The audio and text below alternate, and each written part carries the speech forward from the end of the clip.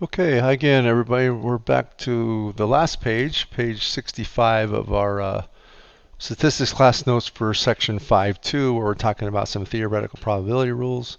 So we talked about the probability rule for OR.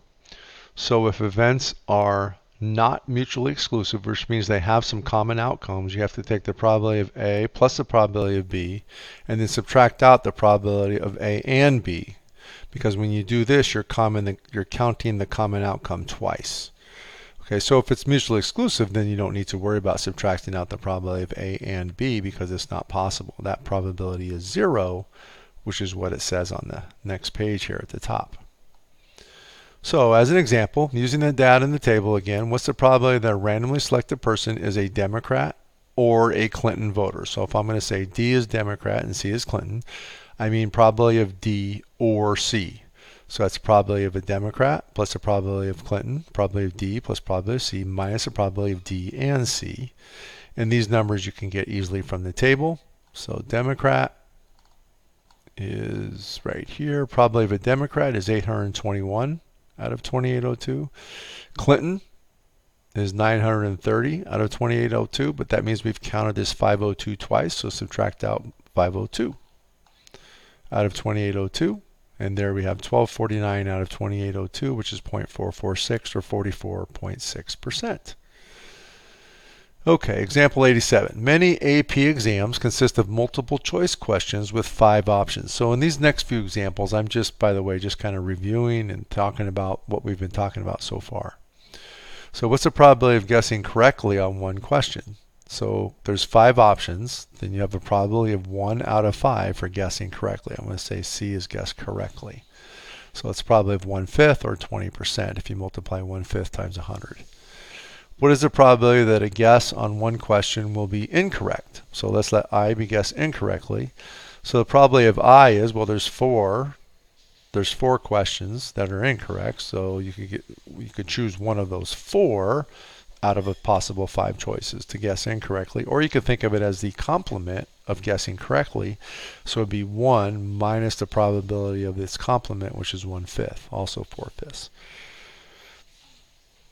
Example 88, let's say you select one card at random from a deck of well-shuffled 52 cards. What is the probability that the card is a heart or a club?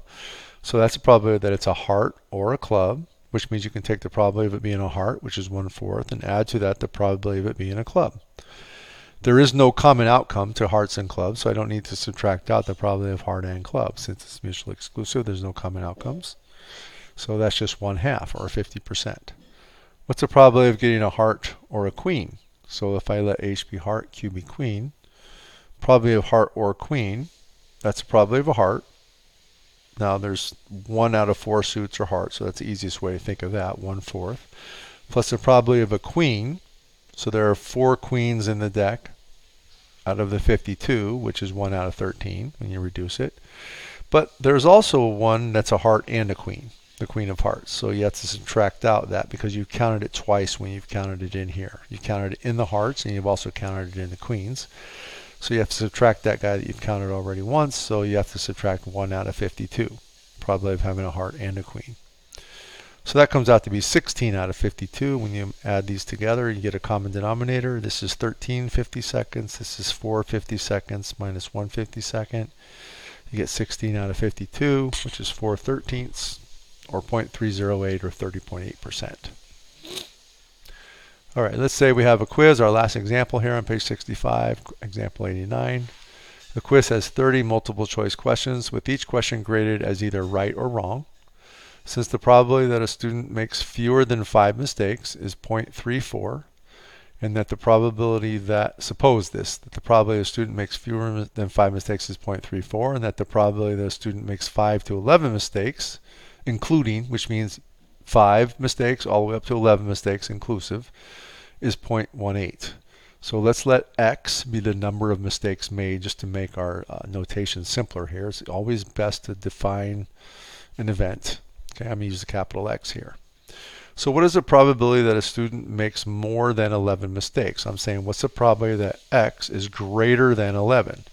The easiest thing to do is subtract this complement, right? Because we don't have that information. So I'm going to say it's 1 minus the probability that x is less than or equal to 11. X is less than or equal to 11 is the complement of x being greater than 11. So we know what those are because between 0 and 5 mistakes, fewer than 5 mistakes is 0.34, and then from 5 to 11 mistakes is 0.18. So I add those up, subtract it from 1, and I get 0.48. What's the probability the student makes 5 or more mistakes? So that means I want the probability that x is greater than or equal to 5. 5 or more. Can be 5, could be more. Well, its complement is x less than 5. Less than 5, fewer than 5 mistakes. So I know that. So that's 0.34. So I'm going to subtract, I'm going to go 1 minus its complement, 1 minus 0.34, which is 0.66.